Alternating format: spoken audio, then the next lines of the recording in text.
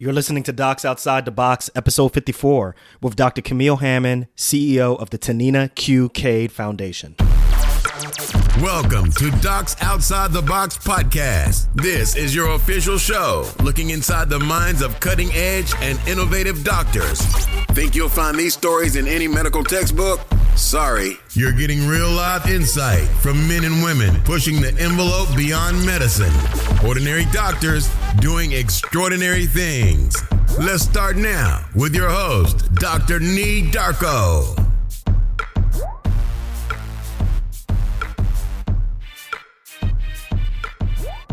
This episode is brought to you by Set for Life Insurance. Protect yourself against life setbacks with Set for Life Insurance. Set for Life Insurance gets you disability and life insurance at a reduced cost with their exclusive discounts. Now that's why I use them. Visit www.setforlifeinsurance.com and tell them Dr. Darko sent you. What's good, everyone? This is Dr. Nee Darko. Thank you again for coming back for another episode of Docs Outside the Box. Promise that this one is going to be a really good one. So on this episode, before we get into our guest, I want to read off some statistics that I think will be really shocking. So check this out. 7.4 million women between the ages of 15 and 44 have used infertility services in the United States. That's literally 12% of the population. Here's another one. 40% of infertility cases can be traced back to the male partner. Here's another one. Only 30% of IVF cycles produce a live birth. And the average cost of a single cycle of IVF in the United States is $12,000. That's actually lower than what I thought it would be. And those are some very sobering statistics. They really bring light to the whole prevalence of infertility in the United States. It's a problem that even affected me. It affected my wife and I earlier in our marriage. We went through 3 rounds of unsuccessful IVF treatments. And I'm going to tell you right now, I'm going to be really open and honest with you. It was a lot of dough. And thank goodness for locums. Thank goodness for the ability to do extra work outside of what I normally do. And without that, I mean, literally, we would have had to take out loans. We would have had to use credit cards. And because of that, because we were able to do locums, you know, in essence, we were able to be a financial means to take care of this situation without having too much of a financial burden put on us. But for the majority of the United States, the majority of couples within the United States who are having this situation, that's not the case, right? Treatment oftentimes can be really cost prohibitive. Lack of knowledge leads to people not seeking treatment. And listen, we're not even talking about the stigma that people have with being infertile or having or suffering through infertility. So my next guest is Dr. Camille Hammond, and she formed the Tininia Cade Foundation.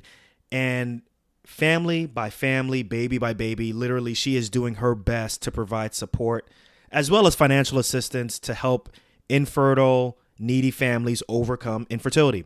So the Cade Foundation to date has provided over 70 families with financial support for both adoption as well as fertility treatment nationwide. Now, you may be wondering, like, what's up with the name? Like, why is it named Tininia Cade Foundation when, you know, the CEO is Dr. Camille Hammond? Well, organization is named after Dr. Camille Hammond's mother, Tininia Cade, who, guess what? Seriously, at the age of 55, and at the time she was the oldest person to do this, at the age of 55, she delivered triplets for Camille and her husband, who themselves at the time were suffering through years of infertility. So this is literally a podcast that is jam-packed with tons of like really good information. So on this episode, you're going to learn the prevalence of infertility. You're going to learn about the stigma that women feel with infertility. And you're going to learn about her, quote unquote, outside the box story of overcoming infertility. Learn about how pursuing her passion allows her to give back. And of course, as with all my other guests, you're going to learn how she answers hashtag I'm not just a doc. Yo, on the real, this episode should have came out months ago, but because of technical difficulties and just getting caught up with so many different things, it took a while before this episode has come out. But you know what? In perfect action, this episode is out. I want you all to please share this episode with someone who you know is going through this process, someone who's going through this struggle. Please share it through Instagram, Facebook, Twitter. This is something that we need to shed more light onto. So without further ado, I present Dr. Camille Hammond. Welcome back to another episode of Docs Outside the Box. I am really excited to bring to you my next guest. My next guest is Dr. Camille Hammond. She is CEO of the Cade Foundation.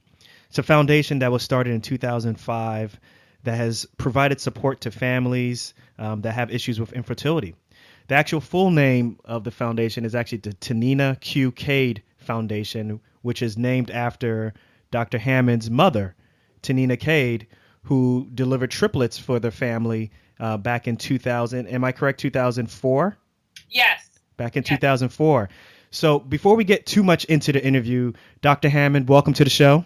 Thank you so much for having me. I'm excited to be a part of this, and I'm looking forward to sharing about my experience and hopefully encouraging a few people to step outside of the box. Oh, yeah. I'm real excited to have you on the show. Your story is compelling. You literally are a national celebrity. I don't know about that. Well, I mean, you've been in Jet Magazine, The View. You've been at ABC. I mean, you've been in so many different news outlets. But I really am excited to have you on the show. I want to learn more about the foundation. The audience wants to learn more about the foundation and how, like you said, you are stepping outside the box. So before we get started, get too far in depth with things, can you tell us a little bit about yourself, like where you're from, what medical school you went to, and so forth? Absolutely. So I got to give credit to my undergraduate as well. I'm a proud Spider, University of Richmond Spider. And then I went to the University of Maryland School of Medicine for medical school, Okay. Johns Hopkins for my residency and my master's in public health. Okay. And my my fellowship was in cancer survivorship at the National Cancer Institute. Okay. And before leaving, I guess, a clinical career, I was a program director at the University of Maryland School of Medicine, and I worked in cancer survivorship. Can you explain, I haven't heard that before, but just for the rest of our audience, can you explain exactly what a fellowship in cancer survivorship, what a practicing physician in cancer survivorship actually does?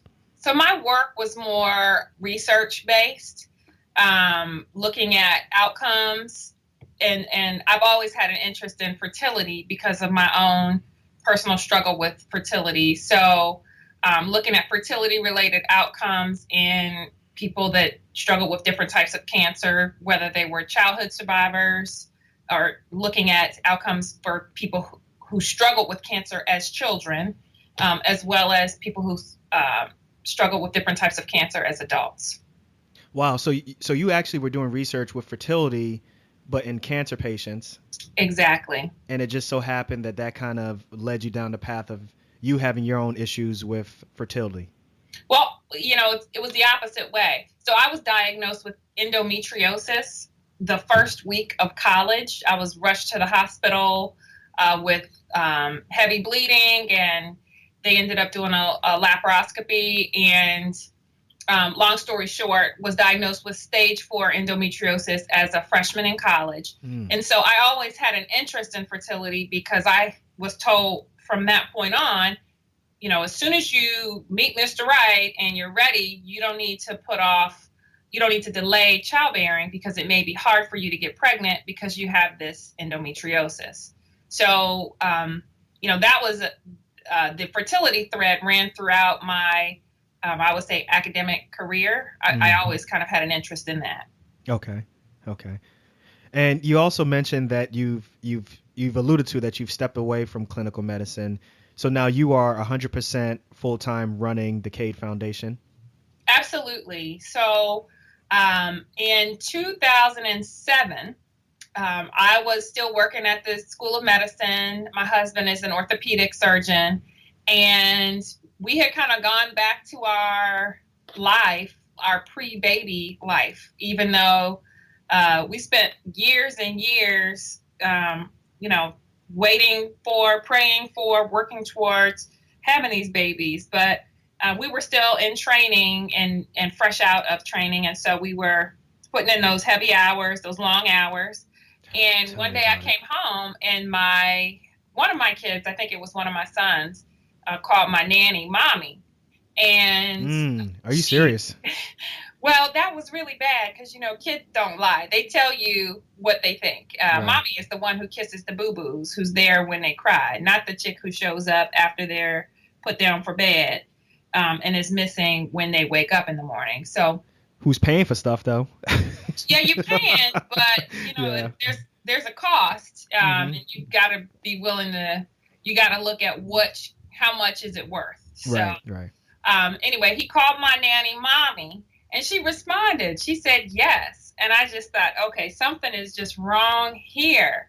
And from that moment, I started to plan with my husband about leaving the clinical side of my career because, we just went through too much to become parents, to have our kids lost because neither of us were present. They're not a trophy. It wasn't like we went through all that just to say that we had kids. We wanted to be the one that was so into their lives and to be able to speak truth to them, not to have this other woman who, there's nothing wrong with her, but those weren't her kids. Right. And so I stepped away from my my clinical career and started running the foundation full time. And the blessing was, within, I would say, about 2 months of me stepping away, my husband got an increase in his pay, and it was the exact amount that I had left behind when I came home. But I really came home, and then shortly thereafter, started running the foundation full time from my home. So when one door closes, another one opened up. Did you, during that time when you were starting to think about stepping away from practicing medicine, did you have any other options as to what you wanted to do, or you knew you were going to take time off, spend more time with your family, and then also run the foundation, or did you have any other ideas in mind? When I first left, all my thoughts were focused on getting home so that I could be an engaged parent and not gone before they really woke up, and coming home when they were already so tired that there was no meaningful interaction. I wanted to be mommy, not just that lady who pays for stuff. And so it was after I got home and I started thinking, okay, what else am I? Like, I love being mommy, but I also have all of this training, these experiences that I think, can be useful, and I can continue to serve perhaps in a different way. And so that's when I thought, okay, I can, Jason and I started this nonprofit a couple years ago. It was very, very part-time. It was not really intended to be something that we continued to pour into year after year. We wanted to raise $10,000 to help one family, and then, would feel like, okay, we have paid it forward. We were blessed and we were a blessing, and now we're square. But we already had this, the framework was there, and I thought, well, perhaps I can use some of the skills and some of the passion that I have for this field and grow this into something, of course, with God's blessing, that can be more of a resource in the infertile community. You haven't looked back since, because now I'm looking at your website. Your organization has grown tremendously, board of directors. I'm looking at the numerous couples and families that you've helped through this process of infertility. That's really amazing. We've been blessed, and it really has been a great, for me, I love what I do. So I would do this even if I didn't get paid. And I don't really get paid a lot. So, that's not too much of a stretch, but I still love what I do. And I think that if you can find something that you would do, even if you didn't get paid doing it, then that's the area you need to pursue, because the money will come. Like I share with you, even though I stepped away from a career where I was making academic doctor money, as soon as I left, the money still came. It was just, in my husband's paycheck instead of coming to me personally. So our household actually didn't suffer at all. We grew as a household after I left. And I feel like in some ways that's probably because I was walking more in my purpose, what I should have been doing. in the first place.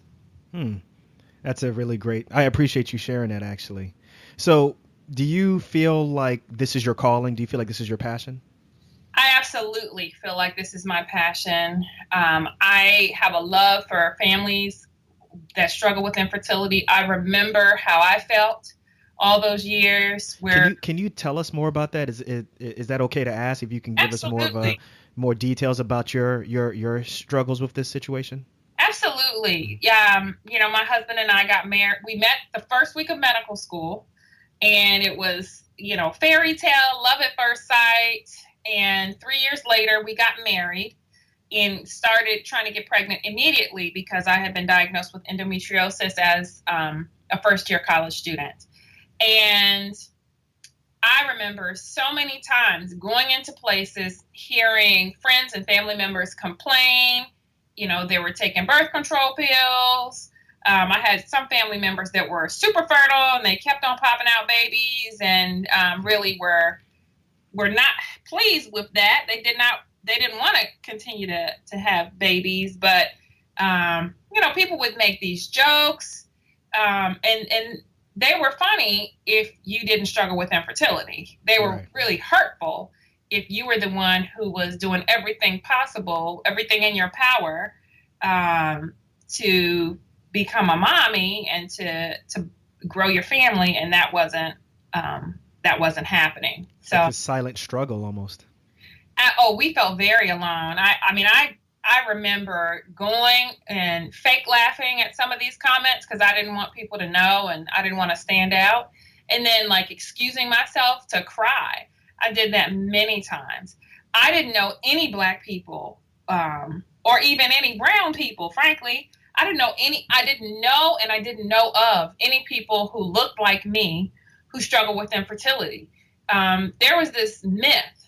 I think it came out, it was popularized in the early 90s, late 80s, that Black people were super fertile. You had these quote unquote welfare moms on TV that had, 10 kids, and, that the narrative was all Black women are super fertile like these women. And the narrative was a lie, first of all. Infertility affects about 10% of all groups. It doesn't discriminate. But because I didn't know anybody who admitted that they struggled with infertility, I really did think it was my issue. Like somehow there was something wrong with me personally. Obviously, you went through. Or actually, how about this? How did you come to terms with knowing that you were going to need assistance? How did that go? Well, my husband and I were in the medical field. And so we at least had some baseline of knowledge about infertility being a medical condition, number one, not a moral issue, because, there are some communities of color, many communities of color, that believe somehow that when you have infertility, you've done something to cause yourself to be infertile. Whether it's something moral that you've done, kind of like a scarlet letter, God is punishing you, whether you've done something sexual and, you kind of earn this by being promiscuous, or something like that. And we don't do that to other medical conditions. We don't do that to diabetes or high blood pressure or many other conditions that are very prevalent, but somehow we did that. But because my husband and I were both physicians, we knew, well, it is medical. So we didn't have that bias, but we still had we don't know anybody and we don't have family who's acknowledged that they struggle with infertility. But just kind of going off of our desire to be parents. And at one point it was just all consuming. It was, when I'm in the grocery store, if I see another pregnant woman at the counter, I'm going to scream. Like, I'm avoiding family functions. I'm not going around my friends, who are having kids. And it was just something that was very important to me and to my husband at that time. And so we just decided we didn't care. We wanted to pursue this and we wanted to have a child of our own. So when you went to, so you obviously you did multiple rounds of IVF, they were unsuccessful. What happened next? So after our 6th round that went to transfer, and there were actually 8 rounds, there were just 6 that we had enough eggs where we could, they could 6 rounds? Yeah, so wow. 6 that went to transfer. There were 2 that I didn't have enough mature eggs where they even went to transfer, because that, you got to remember, this is like 15 years ago when we started, 15, 16 years ago when we started. And they wouldn't even take you to transfer if you didn't have a good number of fertilized eggs, a good number of embryos that, looked like they would implant. They wouldn't just take you to transfer. They would say, okay, let's do another cycle. Things are different now because, they're only recommending that you put one embryo back now, or at least many clinics are. But this was a completely different age in the fertility world, where I was going through treatment. So I had 6 cycles that went to the transfer stage. And after the last one, our doctor, who I think really cared about us, he knew that we were broke. We were young physicians, but we didn't have any money, and we had run out of insurance. And he said, this is, unfortunately, I think you guys need to go in a different direction. He didn't say he thought that we wouldn't be great parents, but he did say, I know you don't have any more money to keep doing this. And, if you continue doing the same thing, in all likelihood, you're going to have the same result, i.e., if you continue having IVF, it's not likely that you're going to get pregnant. And what we found out later was I had endometriosis and adenomyosis. So the lining of my uterus was completely eaten up anyway, which is why I had a hard time with the baby, growing roots, implanting. Implantation. Mm-hmm. Yes, exactly. So anyway, he suggested that we consider adoption or a gestational carrier. And so, we hadn't really shared with most people that we had infertility, but we had talked with my parents and with my husband's parents about it. And my mom and dad, after that doctor's appointment, of course, we were devastated. And I shared with my mom and dad, this is what the doctor says. He says we probably shouldn't do it again. We need to think about doing something different. And my dad said, well, I saw this program on 60 Minutes back when you were 18 about this woman who carried her daughter's baby because the daughter wasn't able to get pregnant. You think that's something your mom could do? And, my mom was really excited about that. Of course, my husband and I were young doctors, and we didn't know everything. And we just kind of thanked them and said, no, we're good. But thankfully, my parents didn't give up. They were extremely persistent. And they really kind of kept coming back at us and saying, hey, we need to think about this. Let's look into this. That's amazing how they were more they believed more in that. Cause I could see myself in your shoes also, kind of just whatever. That would never work, or just not really putting much credence to what they're saying. But that's amazing that they kind of felt so strongly about that. Oh, they were definitely more committed at the beginning than we were. My mom was 54 years old at the time. She was postmenopausal. And, I didn't know if it was possible, but I certainly didn't want to do anything that would potentially harm her. And so, but after a while of them just kind of continuing to bring it up and let's pray about it, let's talk about it, we decided to at least see if it was possible. And her doctors said that, first of all, it was possible, but they could not guarantee anything because of her age. They didn't think it would kill her, but, they really could not guarantee anything. And we we moved forward. Of course, my mom and dad were fully committed. And so, by this point, we were committed and we walked forward in faith, and she conceived my 3 babies. She was able to do something that I wasn't able to do, in my 20s, and she's at this point 55 years old. So she delivered my babies at 32 weeks. They were all healthy. They were in the NICU one of them was there for a couple of days, and the other 2 were there for a few days after that, just to get the suck swallow coordinated.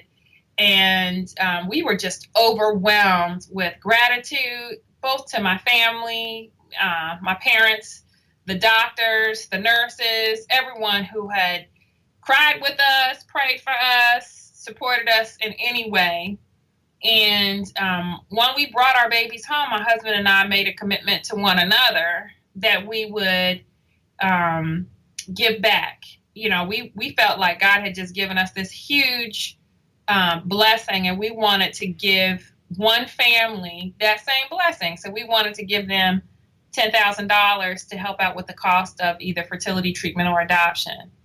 That's amazing. Yeah. And so that's where Cade came from. It was named after my mother because we wanted to give symbolically what she had been a part of giving us, which was the gift of parenthood.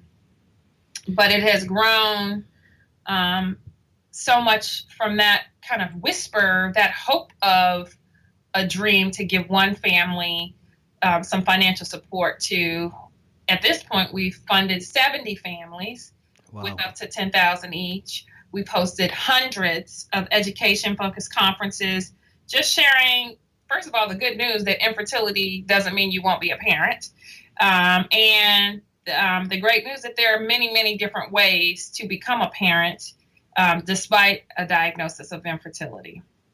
Where do you see the organization in about 5-10 years? Well, my hope was always to support as many families as possible. And what I started to see repeatedly was people coming to Cade after years and years of undiagnosed infertility. So people would come to Cade at 36 years old. And when you talk to them and you'd say, okay, do you have infertility? Well, and they would say, yes, we've been trying for about 8 to 10 months. Okay, so that is not the CDC's definition of infertility. That, I guess at 36 years old, that would be. But the definition is really 12 months of not getting pregnant after 12 months of unprotected sex. But then when you dig a little deeper and say, well, are you using contraception? Are you on the pill? Do you use condoms? Have you ever used anything? And then the question is, no, we've been together for 10 years and we really never had to use anything. Then you realize people are thinking that their intention was known by their ovaries, right. My ovaries know I'm not ready to become a mom, so they're just not working. No, honey, you've struggled with 10 years of infertility. And so then you think, let's dig a little deeper into that. Why is it that nobody has asked you if you are trying to get pregnant, and also are you doing anything to prevent pregnancy in this 10-year period? Because if somebody had asked that question, perhaps, there may have been something very basic that could have been done earlier to help you either understand what's going on or to conceive. And so while I want to continue our patient-focused, our family-focused Pathway to Parenthood conferences, but the last 2 years, we've also held these provider-focused Pathway to Parenthood conferences. We've held them at Hopkins for 2 years. We held one at University of Maryland School of Medicine last year, and we're holding another in February, where we work with these providers in training, these medical students, but mostly residents, fellows, and we put infertility on their radar so that when they're doing an H&P, they don't miss an opportunity to ask about people's, whether they're using contraception and their intentions, but also their behavior around fertility, so that they can intervene or refer for care earlier in the process. What we also see is a lot of times, even though infertility does not discriminate, so it occurs with the same prevalence across all of these different communities. People who are disadvantaged for whatever reason, whether that be because they are from they're a Black or brown person, whether they're poor, whether they live in an area that is geographically isolated. These people, even when you correct for some other factors like economics, like education, they still are not having the same outcomes as other groups. And some of that is because there's this delay in either referral for care, or whether it's referral by another doctor or self-referral. And so we want to make sure that the doctors are screening for and referring appropriately.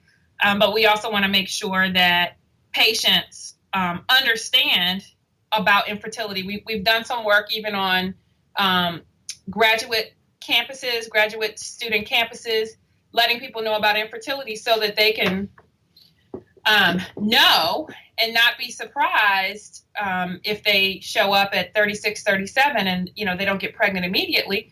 You need to know at 29, your fertility is going to start to go down pretty quickly after about 32 years old. So, taking the covers off of something that people are kind of holding in secrecy, taking the taboo label off of it, absolutely. Or at least making it not an issue when it becomes an issue.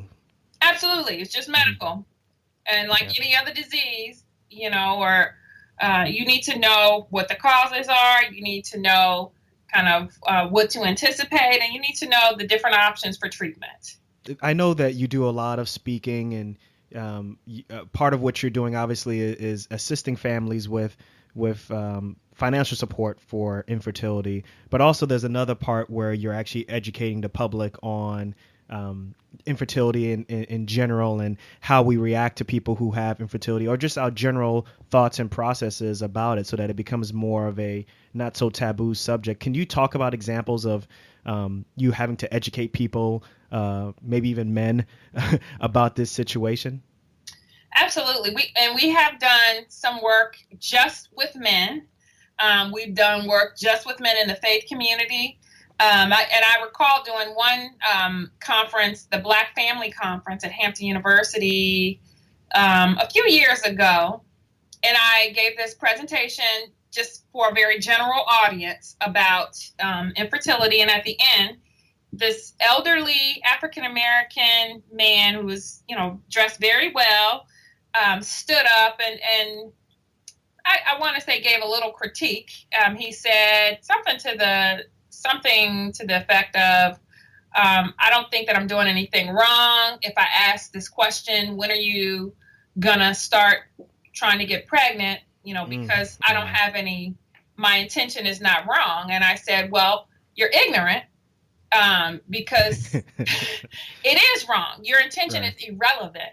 And if you continue to ask this question because you were ignorant, now you don't have that excuse. I've already told you it's hurtful. And so you're just being malicious. So don't do that. And I think I embarrassed him a little bit, and the intention was not to embarrass him, but it was to drive home the point to everyone who sat in that packed out room. This is just simply not something that you can do. And even if it's not offensive to you, it's hurtful, potentially hurtful to that family that's struggling. So just don't do it. And that's, I definitely see that as I'm getting older, as I'm trying to start a family. People ask that question all the time, and I can imagine it has to be a very hurtful thing. I'm a guy, so obviously it doesn't hit me as hard, but to a woman, particularly, women who are professional and are thinking about conceiving or having children at later stages of their life, this is something that is a constant issue, probably in the back of their minds, probably. Well, it's an issue for women and men. I mean, there are many men who want to see that family hairline. You know, they want to see that Harris hairline, or they want to see those eyes, or that swirl that, you know, they have and daddy has and pop has and everybody and all the men in that family line have had that. They want to pass those things along and see that next generation. So I think that having families is something that, you know, most people want to do. Maybe men and women express that want in different ways, but I have certainly seen that it's an issue for both men and women. And I will add, for anyone listening that may not be aware, a third of the infertile cases are male factor. Okay, so it's not just. I appreciate you qualifying that. Thank you for clarifying that. 1/3 are female factor. So male and female factor, the same percentage of cases. And then 1/3 are unknown factor. And that doesn't mean that it's not caused by something. That means that our technology is not advanced enough where we understand what it is. But things are moving very quickly. And so something that's diagnosed as unknown factor right now, 5 years ago, we may know that, you know, it's this hormone or it's this protein that is missing, and that's what's causing this family to deal with infertility. Now, what was it like after your mother gave birth to your children? What was that like being in the national spotlight? Because I did a little bit of some some internet stalking and saw that you were in Jet Magazine, and your story was in Jet Magazine and multiple stories, obviously in the Richmond area, and obviously national media outlets also. What was that like? Well, you know, my husband and I were very deliberate in our decision to go public with our story because we felt that, number one, people needed to see a face.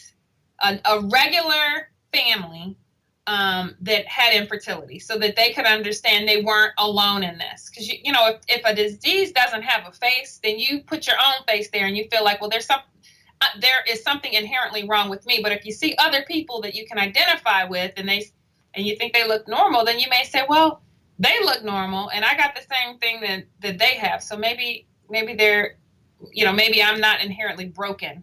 Right. But we went forward, and we also didn't want anybody else telling our story and making things up, you know, and changing the narrative from our truth. So we told our story. But it did get to be a little overwhelming at times. You know, I did have media outlets calling. They were going through our employers. When our kids were born, we were still residents at Hopkins, and you know, there were a couple of media outlets that actually went through like the paging system at Hopkins to try. Are you serious? Yeah, it was kind of like, okay, this is what real celebrities have to deal with full time. I quit. So after we did that initial day or two of interviews, we actually didn't do any more interviews for 2 years.